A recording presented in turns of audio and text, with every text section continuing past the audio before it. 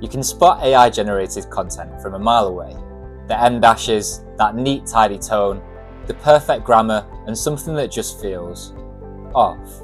And when people see this in your content or in your communication, they automatically categorize it as artificial and then switch off, putting distance between you and your audience instead of bringing you together.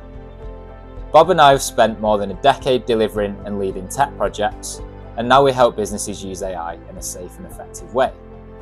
Content is a big part of that, and today I'll show you how to make AI write in a more human voice, without losing clarity or trust. AI writes with a clean rhythm, short sentence, and another one. It keeps it safe and it keeps it tidy, but the tone is flat and it feels mechanical. Humans don't talk like that. We slip between tones, we change pace, we ramble a bit, and then we snap back. We add smaller sides and personal flavour too. So to make AI sound human, we're going to apply 3 distinct layers, which make up the humanization pyramid. Here's layer 1, the core rules. You can include these directly in your prompts. Keep sentences short and clear, 10 to 20 words and easy to follow. Use everyday words, no fancy terms or corporate jargon. Words like streamlined, delve, embark, seamless, get rid. Aim for an 8th or 9th grade reading level. Not because your audience isn't smart, but because it's easier to digest and sounds more authentic. Vary your sentence length and rhythm. Stop the metronomic sentence structure. Use conversational connectors when needed. Think so, anyway, by the way. Add tiny imperfections. A fragmented sentence here, a bit of dialect there, just a sprinkle to make it sound real. Avoid em dashes. Use commas or brackets. If you haven't already, you'll see these everywhere in AI content. No fluff. Every line must earn its place and contribute real value. You have a few options for implementing these. You can put these directly in your prompt, or you can save them to a file and upload it to specific chats or project folders. This can be useful if you have a content creation folder, for example.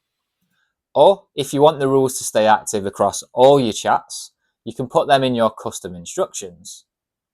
To do this, open Settings, open Custom Instructions, and paste the core rules into the section that asks you how you want ChatGPT to write. The rules makes it sound more like a human, but the next layer makes it sound more like a specific human, i.e. you. Take a real example of your voice, like a LinkedIn article, or an email, or a presentation transcript, and give it to ChatGPT. Then say, analyze my voice, my tone, my sentence structure, amount of humour, reading level, emotion, and how I talk to the audience. Then summarize it. This gives the model a blueprint of your voice. Then you tell it, when you write new content, follow this tone and style. Now the writing stops sounding like AI content and starts sounding like your content, but still clean and nicely structured. If you're just trying to improve the style of emails or documents, you can stop here. But if you're creating content and you want your audience to connect with you on a level no AI-generated content could, this is the most important part.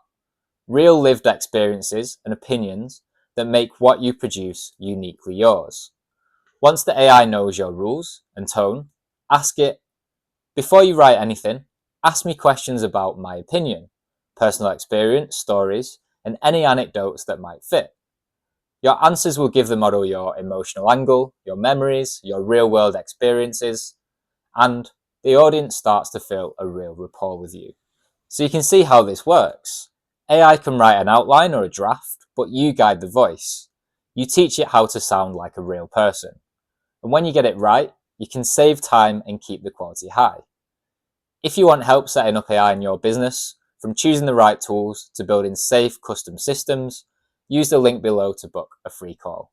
Thanks for watching. I'm Dan from Dan and Bob AI, and we'll see you in the next one.